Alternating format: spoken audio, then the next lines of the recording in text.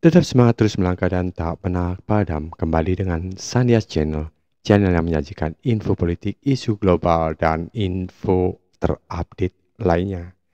Saat ini akan saya sajikan info dari Timur Tengah kembali antara Israel dan Iran, di mana agen intelijen Iran berada di Israel dan istri Netanyahu jadi sasaran, serta chaos antara warga Israel dengan IDF yang membuat semakin keruhnya di wilayah Israel. Untuk itu, tonton videonya, jangan di skip, lihat sampai tuntas. Like, share, dan subscribe. Sandias Channel menyajikan, oke? Yuk kita tonton videonya.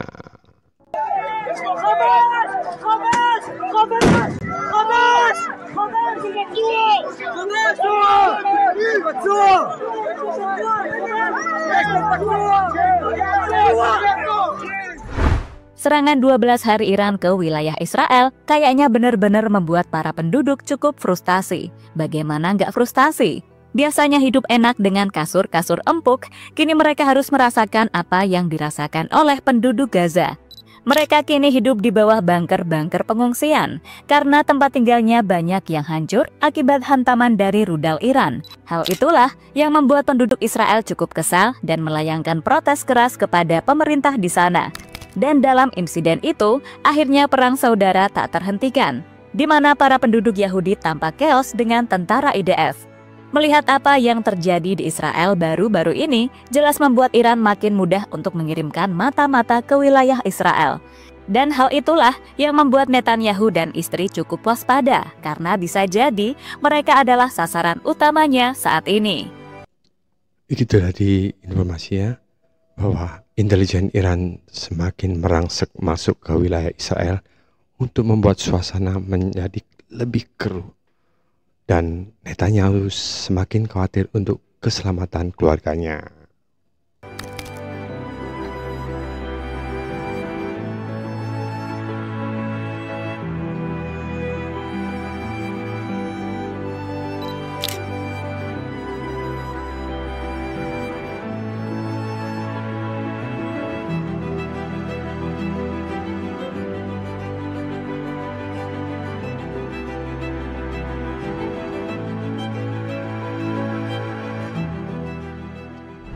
Kayaknya emang sudah menjadi hal serta pembahasan umum kalau Israel emang sudah lama terlibat konflik dengan Palestina.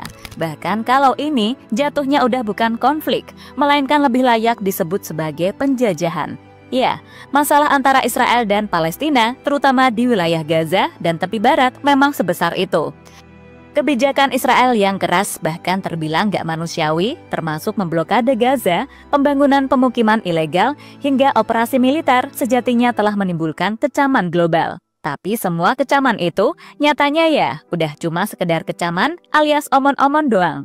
Karena faktanya Israel terus melakukan invasi ke wilayah Gaza. Bahkan pada tahun ini, Israel juga mencoba melakukan invasi ke negara Iran, tapi ujung-ujungnya malah meletere sendiri. Iya, Iran bukan Gaza, dan Iran sanggup bikin kota-kota besar serta fasilitas vital di Israel remuk redam. Sesuatu yang pastinya nggak diduga sama Israel, sampai akhirnya mereka memanggil kuciosenya, yaitu siapa lagi kalau bukan Amerika, dan terjadilah gencatan. Israel mungkin salah perhitungan ya untuk menyerang Iran yang kemungkinan membuat prediksinya bisa dikuasai, tapi ternyata justru berbalik arah. Iran banyak menyerang kota-kota Israel dan banyak sekali gedung-gedung yang hancur, serta juga banyak korban dari warga sipil serta militer. Senjata.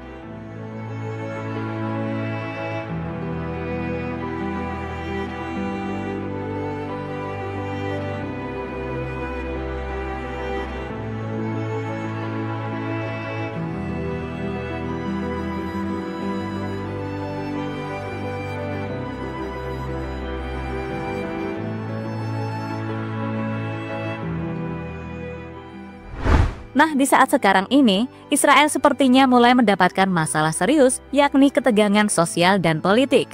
Yang mana masalah tersebut terjadi justru terjadi di dalam negeri dan terus berlangsung sampai saat ini. Sebagai informasi, dalam beberapa tahun terakhir, ketegangan sosial dan politik di Israel emang semakin memanas, di mana masyarakat Israel terpecah menjadi beberapa kelompok dengan kepentingan yang saling bertentangan. Kelompok ultra-ortodoks, nasionalis sayap kanan, dan liberal sekuler sering berseteru mengenai isu-isu seperti kebijakan terhadap Palestina, hukuman agama, dan hak-hak minoritas. Dan ketegangan ini pernah mencapai puncak pada tahun 2024 ketika protes besar-besaran melanda kota-kota besar Israel seperti Tel Aviv dan Yerusalem.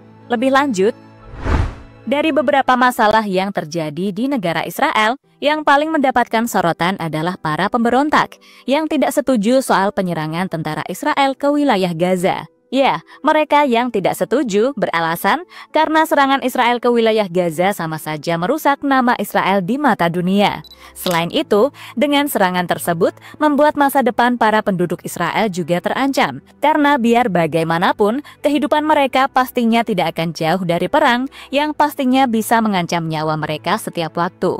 Dan hal itu bisa kita lihat saat para penduduk Israel melakukan pemberontakan dan terlibat chaos dengan tentara IDF.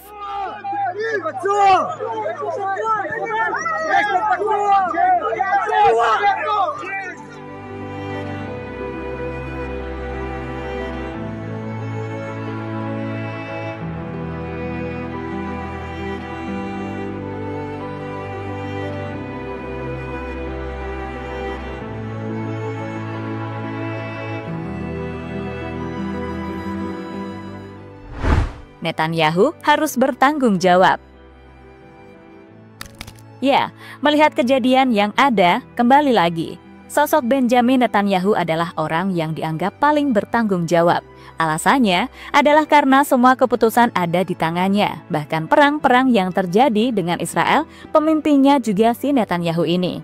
Maka dari itu, wajar jika dia dianggap sebagai pemimpin yang hobinya perang sana-sini. Untuk saat ini, Netanyahu sendiri harus menghadapi tuntutan besar yang membuat dirinya bisa dihukum berat. Bukan soal kejahatan perang yang dituduhkan terhadap Perdana Menteri Israel tersebut, melainkan korupsi. Nah, jika terbukti bersalah, maka Netanyahu bisa mendapatkan hukuman super berat, seperti dihukum metong alias meninggoy, dengan cara digantung, macam hubungan yang tak ada kepastian. Tapi dengar Netanyahu dapat ancaman hukuman macam begitu. Donald Trump sebagai kuciose yang baik langsung turun tangan dong. Caranya adalah saat Trump meminta pengadilan untuk menunda sidang dari Netanyahu. Bahkan dalam pernyataannya, Trump tidak akan membiarkan Netanyahu mendapatkan hukuman berat dari pengadilan. Ini adalah kegilaan yang dilakukan jaksa penuntut yang tidak terkendali terhadap Bibi Netanyahu. Amerika Serikat menghabiskan miliaran dolar setiap tahunnya, jauh lebih banyak daripada negara lain untuk melindungi dan mendukung Israel. Kami tidak akan membiarkan hal ini terjadi, kata Trump pada media. Sementara itu, pernyataan berbeda ditunjukkan oleh pemimpin tertinggi Iran, yakni Ali Khamenei, di mana dirinya menyebut jika si Netanyahu ini pantas mendapatkan hukuman terberat atas segala dosa yang telah dia lakukan. Mereka mengeluarkan surat perintah penangkapan, itu tidak cukup. Hukuman mati harus dijatuhkan untuk para pemimpin kriminal ini, kata Ali Khamenei dikutip dari Reuters. Ya, sejatinya banyak yang berpendapat kalau selama ini Netanyahu selalu menggunakan alasan perang buat menghindari vonis atas beragam kasusnya di dalam negeri. Itulah mengapa ketika dia mau disidang, tiba-tiba nyerang Gaza. Terus mau sidang lagi perang sama Houthi Yaman, sampai kemarin sama Iran yang bikin Israel rugi besar-besaran. Nah, menurut mantan Presiden Amerika Serikat Bill Clinton, Netanyahu ini emang sejak lama ingin memerangi Iran karena dengan begitu ia bisa tetap menjabat selamanya. Kemudian Clinton juga mengatakan kalau dia tidak berpikir baik Netanyahu maupun Trump ingin memicu bencana regional berskala penuh. Itulah kenapa dia juga menekankan pentingnya AS melindungi dan menahan diri sekutunya di kawasan itu. Netanyahu telah lama ingin memerangi Iran karena dengan begitu ia bisa menjabat selamanya. Maksud saya, ia telah berada di sana selama 20 tahun terakhir, ucap Bill Clinton.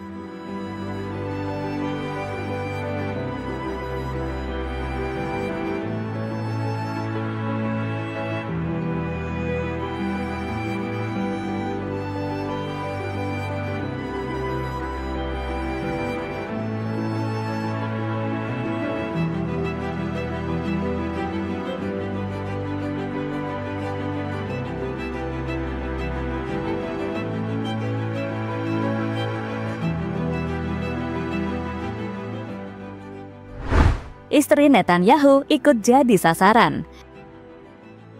Menariknya, bukan cuma Benjamin Netanyahu, tekanan yang datang juga menimpa sang istri bernama Sarah Netanyahu.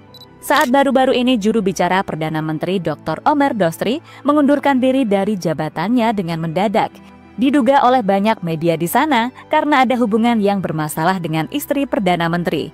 Hal ini menjadi sorotan utama karena sang istri ternyata mempunyai pengaruh sekuat itu untuk memecah belah di kubu pemerintah. Tekanan dan kritikan pun berdatangan. Laporan selama bertahun-tahun mengklaim bahwa Sarah Netanyahu memiliki pengaruh yang signifikan terhadap pengangkatan pejabat tinggi. Namun baru-baru ini, kantor Perdana Menteri Israel memberikan pernyataan resmi. Mereka mengatakan tak memiliki hubungan apapun dengan istri Netanyahu atas terjadinya pengunduran diri sang juru bicara. Mereka beralasan hanya ada kesalahpahaman media. Pengunduran diri terjadi telah melalui koordinasi berbagai pihak. Keputusan untuk mengakhiri masa jabatannya dibuat berdasarkan koordinasi antara Perdana Menteri, Kepala Stafnya, dan Dostri. Media dengan cepat menjadikan Nyonya Netanyahu sasaran tinjunya kapanpun memungkinkan. Bunyi pernyataan kantor Perdana Menteri Israel, sumber The Times of Israel. Kerusuhan internal yang terjadi di instansi pemerintahan selalu ditutup-tutupi oleh media-media di Israel.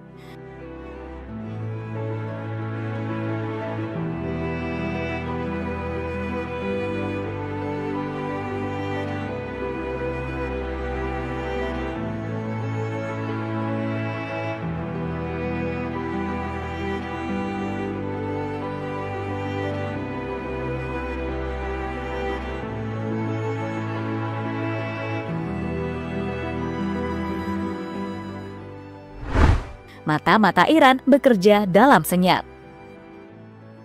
Sementara itu, saat Israel terus mendapatkan masalah di negerinya sendiri, hal ini coba dimanfaatkan oleh Iran. Caranya adalah ketika mereka mengirimkan mata-mata untuk menjalankan sebuah misi rahasia.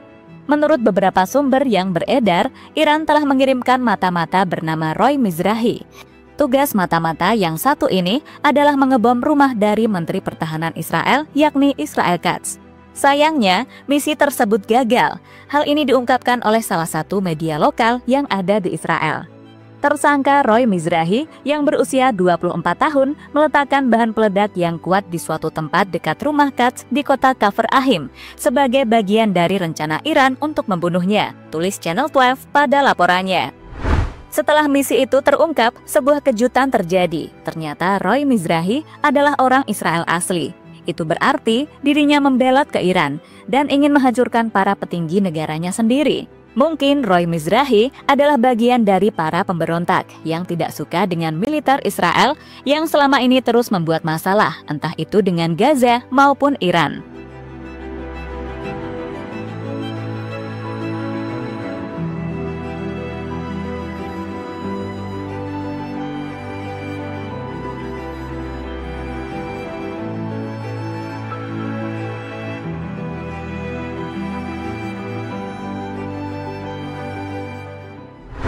Dan terlepas dari apapun, apa yang terjadi di Israel saat ini sendiri, semua ulah Benjamin Netanyahu.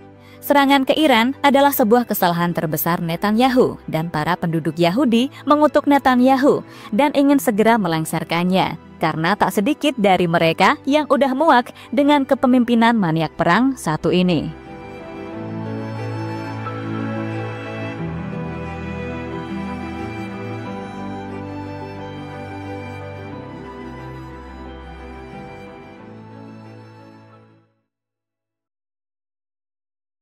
Demikian tadi informasi dari Timur Tengah, yaitu tentang agen intelijen Iran yang merangsek masuk ke wilayah Israel yang membuat terancamnya istri Netanyahu, serta konfliknya warga Israel atau chaosnya warga Israel dengan IDF. Dan saat itu suasana semakin kacau ya, saya kira di Israel, karena Netanyahu sendiri pun terancam akan hukuman berat di negaranya. Makanya dia terus membuat masalah dengan negara-negara lain untuk menyerang Palestina, Iran, dan ternyata Iran membalasnya dengan telak. Oke, itu tadi informasi yang mungkin bisa bermanfaat bagi kita semua sebagai informasi kita. Dan jangan lupa untuk menyaksikan video-video kami yang lain di media-media Sandias Channel, di mana kami selalu menyajikan info-info politik dan info terupdate lainnya, termasuk di dalam negeri juga. Oke, salam semangat, terus bergerak dan tak pernah padam. Bye bye.